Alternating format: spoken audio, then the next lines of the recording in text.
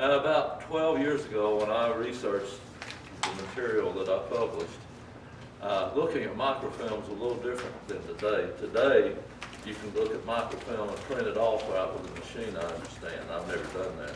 And also, I know at ETSU, you can email what you're looking at to your computer, which is, if they'd had that back when, what I had to do, to take it, instead of sitting there and writing forever, I burned copies.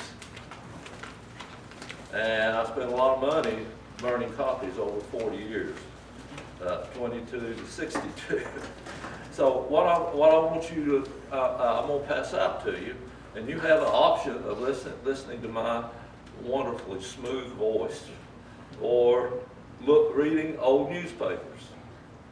All I ask is that you keep the year together. They're not in order. You don't have to worry about that. They've never been in order. So just make sure if you have 28, 28 gets back. Okay, if you have 29, make sure. And let's see, we got 2, 4, 6, 8, 10, 12, 14. All right. Some of these years have several copies, so 2 of you can share those. Okay, and there you go. You're going back to 1923 with Beverly. Okay. And okay, I know which ones are got a lot of copies, so okay, let me do this. Okay, 24. Todd, you and Ben. Okay. 25. Okay, would you 3? Okay. 26. I may have to redo this. I think I have enough to do it this way. 26.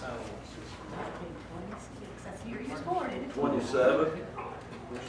Would Jackie and David do that? And I want somebody to have 29 because I want to refer to that. That's fantastic. 30. Okay. And I've got a 28 here. Ben? Yes, sir. You got one, and I want Todd to have that one there, okay? Has everybody got something? You can get them out. You can talk to each other. Don't worry about talking. I taught school for 35 years, and I was talking every day, all day long. Won't bother me. Talk. If you see something that's funny, let them know, okay? If you have something you want to ask when you hear me, raise your hand, ask it. If you want to ask a question, ask it. Okay. I looked at history as culture. I didn't look at history as following politicians or bankers or railroads or potteries. I looked at it as everything. So when I go over this, I'm trying to give you a piece of puzzle that will show you a lot more. For instance, in 1930 census, there were 40 women in Unicoi County who had a divorce, and 25 men. What does that tell you? How many men did you say? 25 men that had a divorce and 40 women. Well, it doesn't mean that they could have moved in here. They could have moved in here. It's not, they didn't divorce each other. They were Yankees. Yeah. They were Yankees, yeah. But the point I'm trying to make is what? That's a small number. Very small. And in the 18th Amendment in 1933, when they voted, 1,400 and some voted against it, and 400 and some voted for it.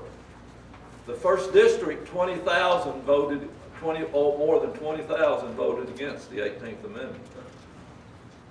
But that's alcohol. Okay. Of course. You mean they voted against prohibition? They voted against prohibition. Of course, you've got Knoxville, Memphis, Nashville had enough people to pass it. So little things tell you a lot. So when you see headlines in here and look at the advertisements. Here we go. Have fun. Do what you want to do. If you want to ask a question, ask it. I'm starting in 1922. That's where I'm starting. That's why. I'm not gonna tell you why. Somebody will figure it out before you get through. 1922, Hotel Irwin. Opened on July 12th. It's right down here, the big columns. Right about a block down. It cost $100,000 to build that, at that time. What does that say? They bragged about having a lounge and a bathroom, a parlor for the lounge and telephones in the lounge. And they bragged about having a bathroom for each room and a telephone in each room. But that's not what's important about that hotel. Because they knew what was coming to Irwin. Several of them rose. And they wanted a place for people to stay. The hotel was a sign that the community wanted tourists, wanted people to stop. Even in 1922, that's what they're thinking about. And highways are in the way. If you all with these papers, you're going to run across a lot of highway construction. If you look through them, you'll find an awful lot of highway buildings. I've seen a lot of car accidents so far. Yeah, well, and what you'll find also is pedestrians being hit by cars. An unusual large amount of pedestrians. People and cars did not know how to get along. Okay, schools, 1922. We had Love Street and Elm Street, about a total of 500 kids. Guess what? They had their own superintendent. They weren't part of the county at that time. Strange. The high school had 175, and it was up at Gentry Stadium. The high school was up there. And they also had a dormitory where kids came in from the county and stayed for the week and then went home. And it was off to the left. It will become the hospital in the 30s and 40s and 50s. That was the dormitory for the kids in the county. Couldn't get back and forth. They had 3 sports in 1922. Baseball, which they'd had, basketball, which they'd had, boys and girls, and football. First year for football in Unicoi County for a schedule. Carl Harrison, longtime member of this congregation. He sang in the choir, member of the board. I caddied for him. What a guy. I never saw him lose his temper. Gave me a big tip. We got 10 cents a hole. And we had to drag the greens. They were sand. What was this Okay. guy's name? Huh? What was this guy's name you said? Carl Harrison. Carl Harris. Okay. He rode his mule to practice one day. This is back in 1922. This is up where the track is now. That's where the football field was. The high school was up here. The football field was over at the track. I'll show you, you all that want to see it when we get finished, I'll show you the pictures of 2014, and you can see Fairview in the background. Okay. During practice, his mule started baying and yee-haw, meh, yee-haw. The coach got very, Wintermeyer got very upset, told him to get that mule out and not bring it back. So he went home with his mule.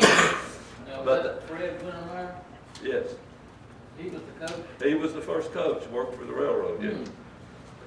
I Yeah. remember him. You remember him? Oh, yeah. Yeah, okay. Okay. Clinchfield strike, 1922. Clinchfield went on strike because the nation went on strike, railroads. And everything got along pretty good for a while until the National Labor Board said go back to work, and people didn't go back to work. The railroad, about 500 shop workers didn't go back to work. They didn't have their agenda met. Well, they brought in about 200 strike breakers. That's a nice name for them, but what did the people working call them? Scabs, yes. Things got a little rowdy in town with the scabs, but the railroad strike soon ended. Some of the businesses were going bankrupt over giving credit to the railroad people, so thank goodness the strike ended. All right. Labor Day, 3,000 people showed up for Labor Day. If you're looking through this, you'll find they celebrated Labor Day, they celebrated 4th of July, they celebrated anything they could celebrate. Okay, this is a confident time period. This is the Roaring '20s, the Jazz Age. Irwin was booming, a great feeling at this time.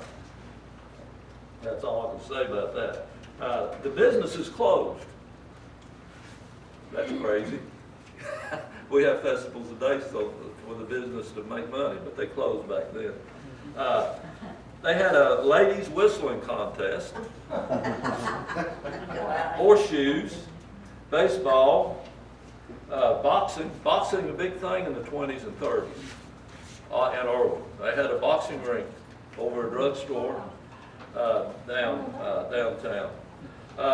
They gave, for the best Ford car and truck, they gave awards, and for the best Buick car and truck, they gave awards, and for the best horse-drawn buggy, they gave awards. This is 1922, okay. All right. Let's go on to 23. You got through 1 year, you're still alive, so we're going, okay. Hey Lou, I got a quick question. You Yes. mentioned the sports teams, and I noticed this is all the way to 30, and what I'm looking through. They had a different mascot name. How many different mascot names have the sports teams had? Because here it referred to them as the Irwin Yellow Jackets. That was their first, that Okay. was their name. I'll give you a story on that at the end. But they weren't anything to about 23, 22, 23, they pick up the name Yellow Jackets, and they're the Yellow Jackets until the 37th season. And if you're interested, I'll tell you what happened. It looks like their coach was a Methodist minister. Reverend Worley was the football team's coach. The assistant coach. The assistant coach, okay. And then the head coach was the guy who owned the billiards hall. It says that the coaches were the reverend and the guy who owned a billiards hall. Fred Fred. Wedmore, Fred, okay. yeah. You don't Yeah. remember his name? Okay. He had a nephew that went Fred to Rubin. The growth, 1923 rather, a population 6,000. 400 people were added to the schools because the governor approved moving the city limits. And so we picked up Martin Chapel, picked up part of Rock Creek, we picked up, what's this area over here, the railroad over here called? Candy Chapel. Candy Chapel, thank you. We picked up a lot of areas. And while we're at that, I want to read you something. Rocky Fork, Sweetwater, Limestone Cove, Red Fork, what am I reading? Woodby, Fagan's Chapel, these are the schools in 22 and 23 in Unicoi County. Marbleton, Unaka, Southie, Rock Creek, Cheney Chapel, Bumpus Cove, Temple Hill, Coffee Ridge, Mountaindale, Clear Branch, Flag Pond, Rice Creek had a school, Higgins Chapel, Fishery, Rock Creek, Martins Creek, and Lilydale. 22 schools. No buses. I walk to school every day. And a lot of people in here walk to school quite often. You walk to school? Oh, yeah. Okay, all right. Beverly lived closer than I did. Still walk to school. July 4th, they celebrated again. They had a parade. They voted for the favorite girl, boxing and baseball. And that Irwin had a citizens band. And this Irwin citizen band played every time they could play. And they played all kinds of music for everybody. These people, this was a community that spent time together. They had just built, the Clinchfield Railroad came in, Southern Potteries is here, the Silk Mill is here. This is a booming town. Best thing to be said. Where the silk mill was. It's where the Steinway was. Oh, okay. In fact, Steinway took over the Silk Mill. Yeah, but they'll build on to it. Yeah, they make sense. Something you should understand is the National Forest Restoration Act. The forest didn't look like what they look now. They had been cut. The Smoky Mountains, the government had to buy the land and create. They didn't buy land that was beautiful trees. The trees had been harvested, burnt. Unaka National Forest, all the national forests, Smoky Mountains, the government came and bought the property.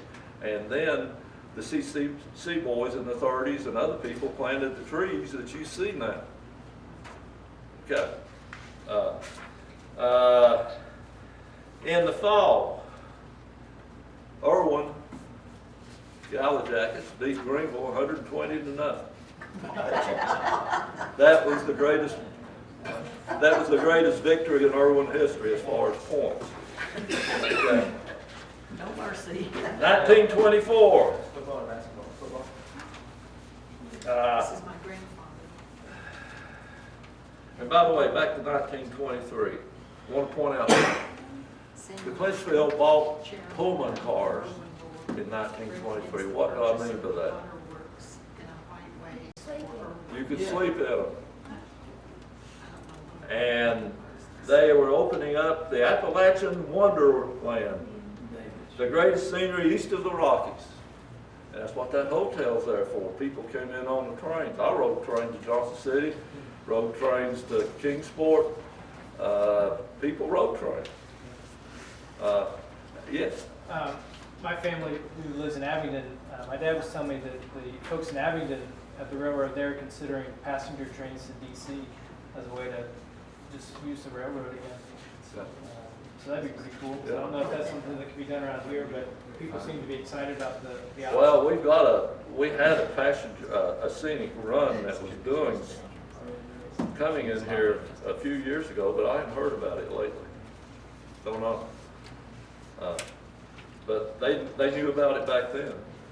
Also, Johnson City Chronicle, early Johnson City paper, opened an office over here. You say, well, big deal. But they had wire service. This happened over and over here. Jack Dempsey had a championship fight. And they would come in on the wire, and there'd be a big crowd standing out in Union Street, and they would announce it blow by blow as it came in on the wire. They announced the World Series blow by blow as it came in on the wire. That's how that was their computer, standing down here and cheering.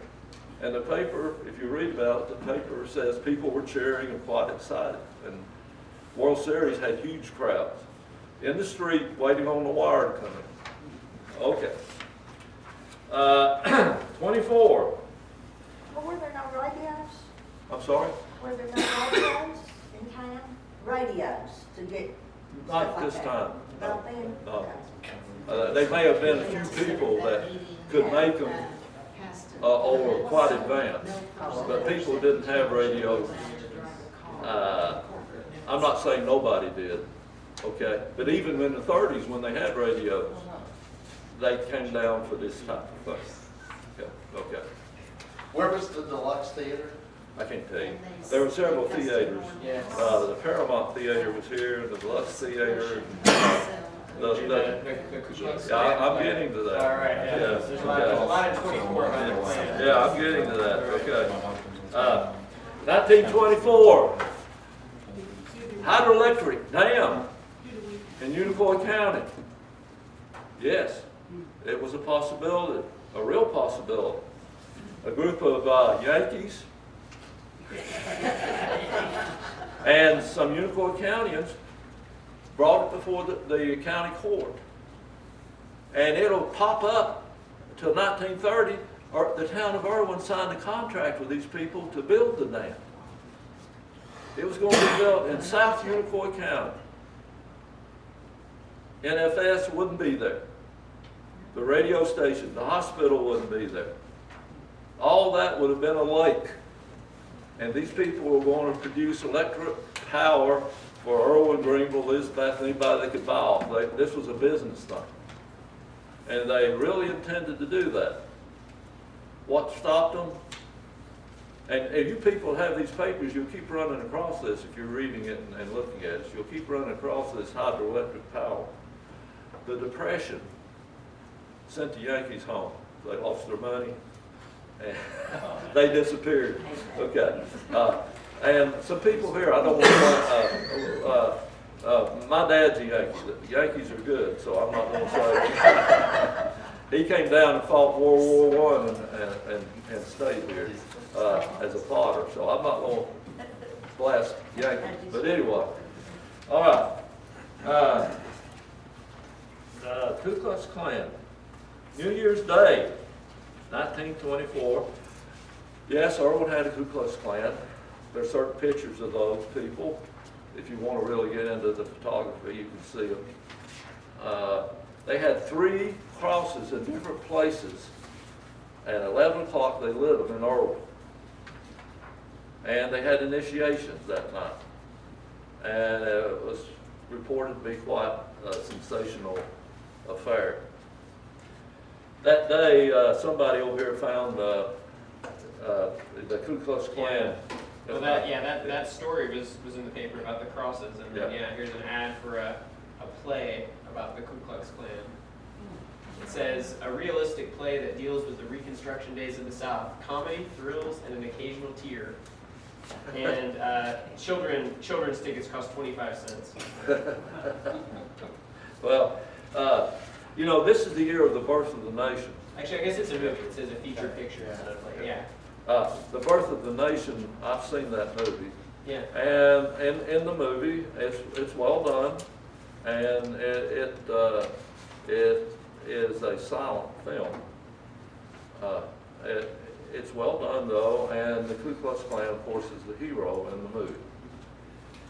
Okay, and 1924. What a year! They start building the City Hall, and it'll be completed that year. It had room for 1,000 people. I was in the City Hall. I was on the balcony, and it burned down about 8 years. When did it burn down? You all about lost your house. When did it burn down? What? The City Hall. Oh, that building back here? Yeah, by that our was the house? City Hall. 2011. 2011. But there was room for 1,000 people. They had offices upstairs, the fire department, other things. The government meetings were there. Auditorium and the yeah. We walked to Love Street now. Bleachers around the outside. I'm gonna move on. The Kiwanis Country Store. About 4 or 5 nights, once a year, the Kiwanis Club would get donated thousands of articles. And they take over one of the stores downtown, and they would sell those articles and raise funds for the needy. And that was a big event each year. The town came out for the Kiwanis Country Store. 1924. Irwin High only lost 1 football game. This will be quick. They lost to Virginia High, who had Gene McGavin. And he was the first All-American at Tennessee. It's the only game they lost. And they routed everybody else. Kingsport wasn't playing that game. And the season was over. But the weekend before Thanksgiving, Memphis Central, who was going to play Knox Central for the state championship, got beat. And the coach must have got mad because he said, we ain't going to Knoxville. So Knox Central had a championship game and nobody to play against. So they call up Irwin. Of course, Irwin goes down on the train and rip-roaring ready to play. So Irwin plays Knox Central for the supposedly mythical state championship. Not many people were at the stadium. It was played at which stadium? In Knoxville. What's the only stadium in Knoxville? Huh? Yeah, I played at Needleman Stadium, one called Neyland then, but Sherwood Watkins Stadium. It's played in UT Stadium. At halftime, Irwin was ahead, and Irwin people said people started coming into this. They thought it'd be a romp, and they didn't want to see it. Irwin beat Knox Central 14-0, and won the mythical state championship. Knox Central was supposed to be the best team in the state. Okay. I'd like to read you a little quote I got out of the Knoxville Journal after this game. Okay. A tribe of infuriated Yellow Jackets left their mountain hive in Irwin yesterday, conducted a Kings Mountains assault on the Bobcats of Central High School on Shields Walking Field. Left the red and black champions strewed lifeless over the gridiron under a 14-0 score. Irwin is the best high school team seen in action in Knoxville this season. Okay. Here is a man by the name of Orville Price. This is what he said about this game. This is a quote from him. Okay. Raymond Wofford got his ankle busted, and Frank Wolford got hit in the temple and knocked out. We carried Raymond out. We said to Knoxville, quote, "Now we will show you what toughness is." End of quote. One of theirs got his chin broke in 2 places. And a boy hit me hard. I saw 1,000 stars. Okay. Enough of that. That's priceless. Okay. All right. 1924. 1925. I think, Yes. for Aaron, just something that strikes me that, and maybe this was common for a long time, that these personals in 1924, so there's this section of personals, and it's things like, That's important. J.W. Ring and C.C. Copening of Johnson City were visitors in Irwin Friday. That, So-and-so has returned from visiting Johnson City. for old newspapers, that is a biggie. Yeah, it's like, Okay, that's you how couldn't- people anytime you left town. Yes, it was people reported. knew where you went. Yeah. Yeah. I guess it's the same as You'll checking find that someone in on all Facebook. old newspapers, Yeah, you'll it's find that. Yeah, and who Yeah. you were staying with, Yeah. you know, was a visitor with so-and-so. Yeah, it's crazy. Mr. and Mrs. R.T. Talley are visiting relatives in Elizabeth. Yeah. Like, Yeah. Oh, yeah, it goes on and on. yeah, That's a main source of information. When the Germans solved the murder, who would have cared what happened to Vienna, in Irwin down here? Well, but that's news, they put it in there. So before you run out of town, 1925, you know this because it's on the building. It was completed. It's not far from here. so did you just go down to the newspaper and say, hey, I'm gonna go out of town? Or did someone report you? Somebody, they have somebody doing this. Right. Yeah, yeah. yeah, one of them is literally. They didn't have any just newspaper. visiting Johnson City. Liz, Yeah. So her neighbors just sit in the You let this one slip by. Well, I didn't go over everything, but On May 4th, a meeting of the Board of Mayor and Aldermen in the City Hall of Irwin, Friday night, the Water and Light Committees, Sam Duncan that's her grandfather. recommends the purchase of the waterworks and a white way for Irwin. And a white way is a brightly lighted street. It's a white concrete. If you go up Willow, part of Willow is that white concrete, which was all over town back. And it was this white concrete and electric lights. Yeah. Okay, thank you. All right. 1925, passenger station at a cost of $30,000 was completed. They broke ground on the YMCA. Listen to all this building going on. This is an amazing time for YMCA groundbreaking. There were some horses. The guy got off these horses. He had the wagon filled with furniture.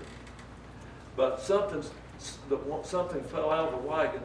The horses were at Job's Cemetery. They started running. They ran all the way through town and ended up down on South Main. Didn't hit anybody. Didn't run any red lights. Why?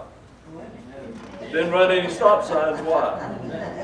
There wasn't any red lights, wasn't any stop signs. We'd got along a lot better. No, not really. Anyway, the horses ran all the way through Irwin. Okay. Back in 1924, 2 farmers from Washington County had visited Irwin and Liberty Lumber. Some of you know where Liberty Lumber used to be. They were going back across the railroad track and a train hit their wagon.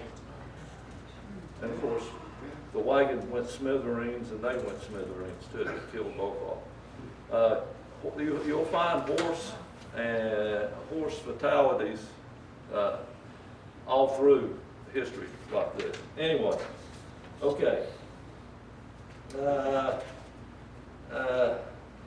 Mountain View General Hospital, Willow Street, up where Dick McNabb lived, there was a school. And in 1925, they turned that into a Mountain View General Hospital. They had 4 or 5 doctors. Some of you have 1925 can find those doctors. I don't know who has 25, but you can find the doctors, okay? Jeannie Edwards had built a house up there on the same property. She swore her house was haunted. And she did, she said it's haunted. But that was an early hospital. Okay, moving on. The time is passing. 1926, January 1st, at a cost of $60,000, the YMCA opened in Irwin. And it's where the post office is now. And it was a center of activity for children, for adults, basketball. The Y had adult teams. But what most people don't realize is that this was the center of the Clinchfield route, 134 miles, okay? And this is where they changed the crew. And sometimes those crew members were not from Irwin, and where did they need to stay? YMCA. And we'd go in there, and I'd go in there, and there'd be a man 40 years old taking a shower in there, and I'd look at him. I didn't know why, you know, I was just a kid. Was that the same one? Yeah, We had a bowling alley. yeah, bowling in the 40s. Yeah. And we had Tennis court. a croquet mallet, a croquet court in the back. Yeah. And a tennis court. And I got something else that you might not have known about coming up here. Okay. The Y was just the center of activity. I grew up at the Y. I ought to have a big Y right on my forehead. Okay. Okay. Johnson City Road. The county court voted to spend $150,000 to hardtop it to the county line. That's the trouble at this time. Up until World War I, counties had to build bridges. World War I, the state of Tennessee said, well, because of a national emergency, we'll start building the bridges. But now counties are building the roads, and they stopped at the county line, so you don't know, you know, it takes cooperation to get roads from A to B, okay? Love Street burned. The old part of Love Street burned. They had just built a new part, it was saved, because Johnson City sent a fire truck over too. They often did that. The new section was saved. Gigantic Dam. If you have 1926, you'll see that. Gigantic Dam is going to be built. Let's see. Tobacco farmers. There were 155 tobacco farmers in Unicoi County at that time, and they raised $280,000 worth of tobacco. It's already king of the hill. And when I was in school, FA was the most powerful club in the school. They always elected the homecoming queen, you know, because they had more members. It was, farming was big. Farming was real big in Unicoi County, even through the 50s. And then it slowly had hard times. 1926, we have a famous Unicoi County. It had been there since 25 and 26, John Q. Tilson. He is the House Majority Leader. The House Majority Leader of the country. He grew up here at Flag Pond. His house is up there. It's just, Clear Branch. yeah. Glenn Tilson is the direct kin.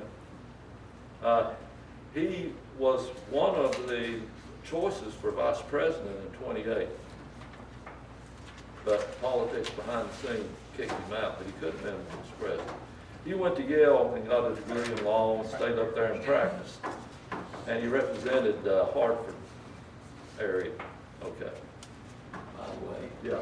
We own the old Irwin Record Building where Lynn Bradshaw has that service center Yeah. now.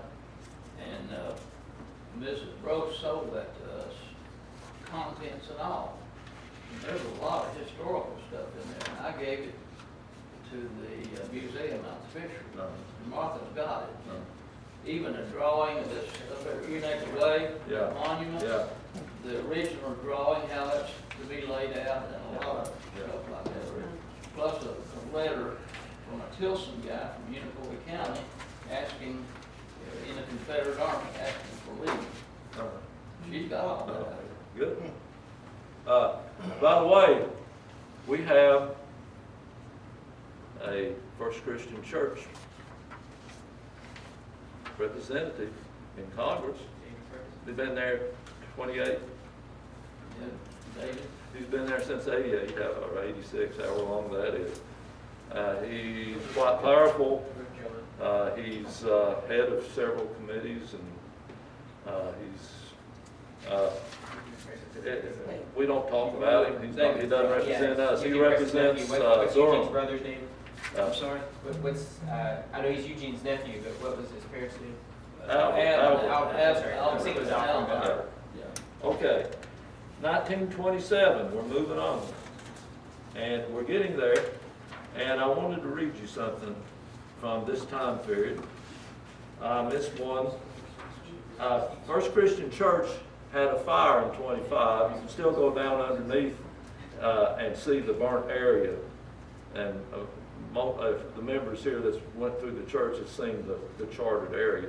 But the windows were busted. Pete Chickwood lived in a house in the parking lot here, and he watched the fire, by the way. Of course, he's not with us now, but he saw that fire. But what happened?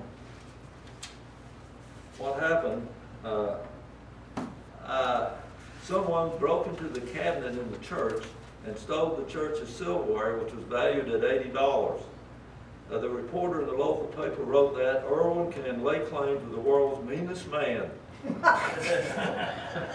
First Christian Church had suffered a damaging fire in mid-July, and the burglary was probably facilitated by the fact that many of the windows and doors had been broken and removed. He broke in and stole the silverware. And one other thing from 26. Tell the world you're proud to live in Irwin. This was a headline in the Irwin Record. Not the Irwin Record, the Irwin Times. Surely you have all the reason in the world to be thankful you live in Irwin. How different the spirit is here, your neighbor's interest or your own. He thinks, what can I do to please others? What can I do to help improve the town? Help it grow and make it a better place in which to live. Your thoughts are the same, and though your actions and his actions, and through your actions, his actions, Irwin has become the best place in the world. Population doesn't make a great community. It's the spirit of those who live in it. So do a little oral boasting. Tell the world you're mighty happy to be here. Well, that's a little bit of fantasy, but that shows the spirit of the time and the confidence that they had. Remember what the Urban Record header used to say? The only newspaper in the world gives a hang about Unicoi. No, I don't remember that one. Okay, 27, and Blue Walls. They voted you could buy gasoline on Sunday in 19. You couldn't before that. They tried out, the state of Tennessee voted outlaw baseball on Sunday, but they misfired. Irwin will have a difficult time. Irwin will be in the Appalachian League for 3 years in the 40s, and they'll have a very difficult time with the blue law. That's not doing things on Sunday. And in fact, the Cubs will leave Irwin over the blue law, unfortunately.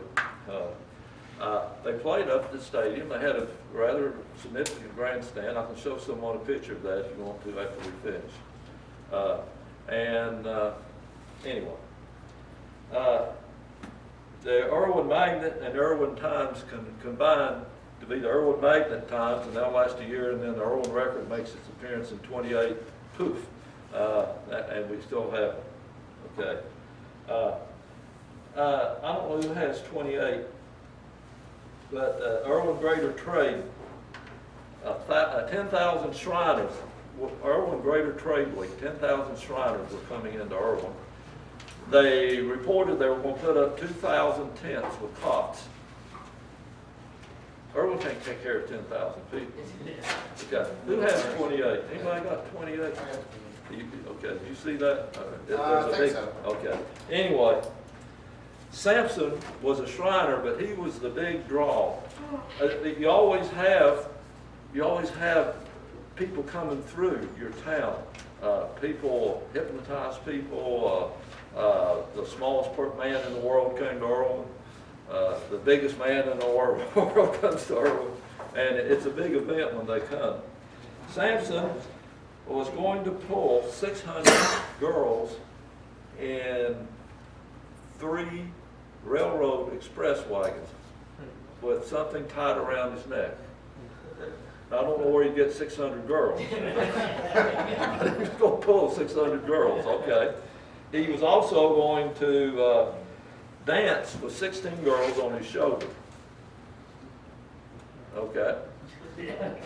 He was going to swing 20 men around his neck. Well, they'd be tied with ropes and stuff. Sort of like okay. All right. Big thing, 1927. The county court voted $150,000 to build a new high school. All right, let's go to 28. And I'm going to stop doing we need to get through some of the big stuff here, and we're running out of time. Okay. 1928, the Ewald fire, A.R. Brown's. January 3rd, 4 a.m., 6 below zero, a fire breaks out. You know where the Choo Choo Cafe is? That was United Stores. That's Ewald. Is that where you That destroyed the bank was right beside it, burned the bank up, but the money in the vault was, and all the official stuff was not damaged. It destroyed a vacant building and doctor's offices. Windows broke out of buildings across the street and down the street. It was so hot. They rebuilt it. It was called the $250,000 fire.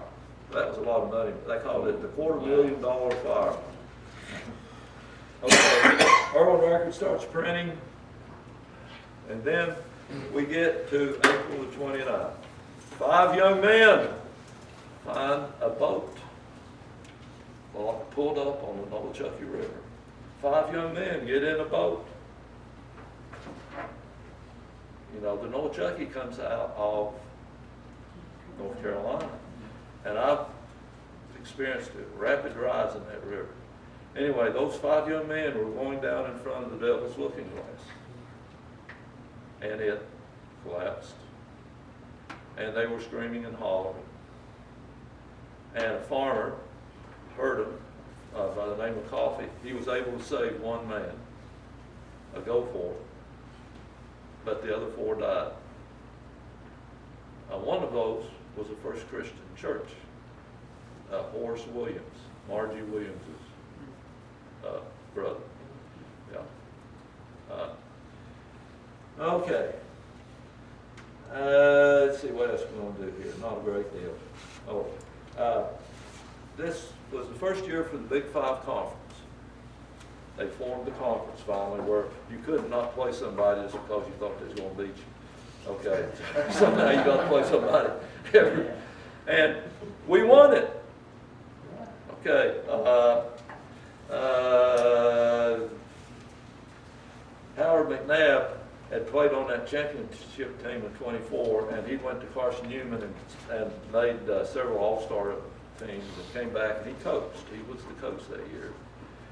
His brother, Dick McNabb, played on that team, and many of you have real close contact with that man. He was mayor and truant officer. That's the reason we ran into him. And football coach, and baseball coach, and everything else. Anyway, we won the Big 5 that year. We never won it again. We tied and came in second a lot, but we never won the Big Five conference again. Okay, first year, luck, maybe. Undefeated.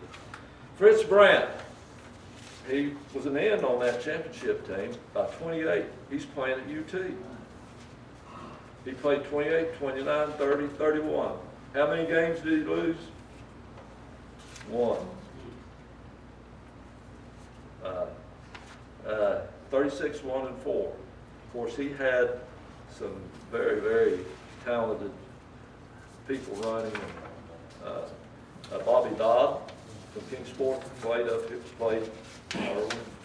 Gene McNair played Virginia High. He played up here. They were on that team.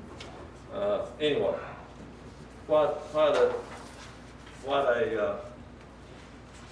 record. Anyway, Electric Daylight came to Milligan in 1928.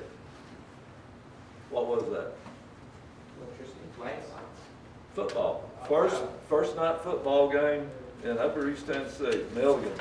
They had a football team till 48. Electric, what did I say? Electric Daylight. Okay, we gotta move on. We need to get you out of here. 29. The high school was constructed, started in May. In August, they ran out of the $100,000. And they had to vote. The county court would not complete the high school unless it was voted for. The vote, was it 537 for and 281 against completing the high school. But they authorized another $100,000 in August, and in November it was completed. On November 20th, on Wednesday, up here on Academy Street, the students got their books and carried them over to the new high school that all of us old critters went to, where the new middle school is now. And they had the next day off. On the 22nd, they dedicated the high school, and they played Science Hill at home right out across the street.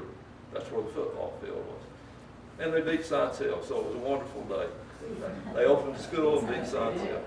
It snowed that day, so it was a little cold. Anyway, 1929, Talkies came to the Lyric, and many of you all know where the Lyric was. It's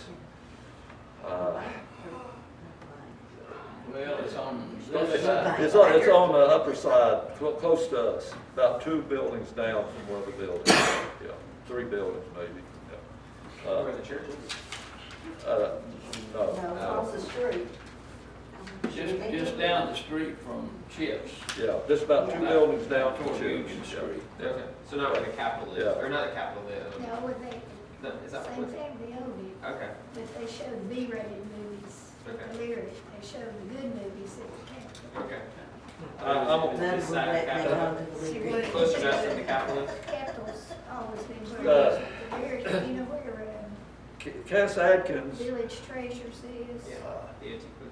Cass Adkins was a man who supposedly had wounded or shot 11 people. He was in the state penitentiary and he broke out. He came back to Irwin, and for a week, 50 people with bloodhounds chased him all over you up here. It was a big manhunt. We've had our manhunts too. And they finally cornered him up in Rock Creek, up Dark Hall, I should say. And they killed him. His widow took the officers to court and claimed they killed him, a defenseless man. Of course, the jury didn't agree with that, so they let the officers go. But that was probably the biggest manhunt in Unicoi County history. A whole week, and he had wounded the sheriff here in that manhunt. He wounded 2 a Washington County deputy and another Unicoi County deputy. Okay. 1930, census report. Unicoi County has 12,678 people, 25% increase. Okay. The memorial, our first war memorial went up. Where is it? Ohio Avenue, right? Okay. Okay. Rosie Brown's chapter of the United Daughters of the Confederacy put that monument up in 1930. 300 people were there for the presentation. You've probably never been to it because you're afraid to get out of the car there, you get run over. But on one side is to the Confederate men, on the other side is to Confederate women, on the other side, smart, is to World War I. So and then the other side is to the Rosie Brown chapter of the United Daughters of the Confederacy. That's what I gave Martha, the drawing, when they first erected that thing. And what I recall, I gave her a picture of the oldest Confederate veteran in Unicoi County. His last name was Bowen. Bailey, E.L. Bailey. Bailey? He was presented with a Cross of Honor up there. Okay. He was still Are alive. there names on that monument? No, no names. No, it just has wording. It's still there. Is there still a chapter of the, That, I can't answer that. I've never heard anything about it, if there is. I mean, the Confederate? The Daughters of the American Revolution are quite active, very active. No, I mean, American Revolution, yes. I haven't heard anything of the Confederates. Maybe they merged. I just don't know. Okay, hookworm, Unicoi County.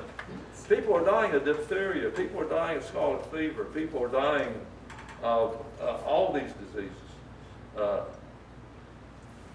600 people tested in rural areas, 50% of them had hookworm in Unicoi County. The rolling store. People in Unicoi County look forward to the rolling store. The rolling store was a food truck, and it would come to the haulers and stop. And this is during the Depression, and people would walk down and buy sugar or flour, cans of stuff they couldn't get. They couldn't get to town. And the rolling store circulated through Unicoi County during the Depression. If you talk to people, older people in the county, the rolling store was an extremely important thing. One last thing for Jerry Witt. The YMCA, and I talked to the gentleman who helped maintain it, and he said it was a real thing. They had lights. I need to tell you just a few things real quick, but they had a miniature putt-putt golf course at the Y, and it had lights, and it really had hills, and it had just like a real putt-putt course. And because of the contract with these Yankees to build the dam, and because of the Depression, in September of 1930, the town of Irwin turned out all the street lights. And they stayed off for 16 months. That Irwin did not have street lights for 16 months during this time period. And I can't give you all the specifics, but part of it was because of the contract they had with these people. The East Tennessee Power Company didn't want to, for some reason, that caused a conflict. Anyway, so we had a miniature golf course. Okay. Yeah. M.R. Capps, I don't know if you know him. Oh, yeah. Yeah, he was the one who helped build it, and he maintained it. He had a jewelry store down on Main, I believe. He said that was the only place downtown that had lights outside for 16 months. Okay. All right. This one, the dam wasn't built, but I would like to throw one last thing. I appreciate your patience, and it's 8 o'clock, and I like to talk myself. In 1933, the Skyline Drive had been such a success that the government plans on building Blue Ridge Parkway. And they promised they would come through Virginia, Tennessee, and North Carolina. 1934, Irwin Kiwanis Club, all the Kiwanis clubs, all the clubs pestered Washington as much as they could. Testified before congressional committees, newspapers worked, senators, governors, everybody worked. Well, the first route committee came out in September of 1934. It was going to come down Stone Mountain, Iron Mountain. Stone Mountain was going to come in, Limestone Cove, in other words, up on the mountains. It was going to cross north of Unicoi to Buffalo Mountain. It was going to come down Buffalo Mountain, cross this side of Devil's Looking Glass, go down through Greene County to the Smokies. Well, November, Secretary of Interior Ike said that's not going to happen. He said it's going through North Carolina. He said they have to build too many bridges in in Tennessee. He said also you have an entrance in Gatlinburg into the mountains anyway. And so Tennessee did not get any of the Blue Ridge Parkway. I think some people on Asheville were moolah, yeah. But just think the good and the bad that could happen with that. We wouldn't be who we are. We're influenced by things in history. You know, you don't even think about, you know, this is something that could have changed. We could be a tourist trap, just like Pigeon Forge. Wouldn't be able to drive in it. That was a failure for us, and for Spruce Pine and Boone, Blowing Rock, all those places. It was a great treasure. Thank you very much. It's 8 o'clock. I'll be glad to stay. I have some pictures if you want to see pictures of the 24 state champions, and also the ball field where the Cubs played. I've got a picture of that, some other photos if you'd like to see it. Questions, you're free to go. Andy, anything you want to say? That's great. You're free to Just go. a reminder about the feedback forms, if you don't mind. Yeah. Giving us some feedback, we appreciate it. Thanks. Yeah, make sure your merchandise gets back in the folders, okay? And thank you for coming. I appreciate you putting up with this. Thank you. Yeah.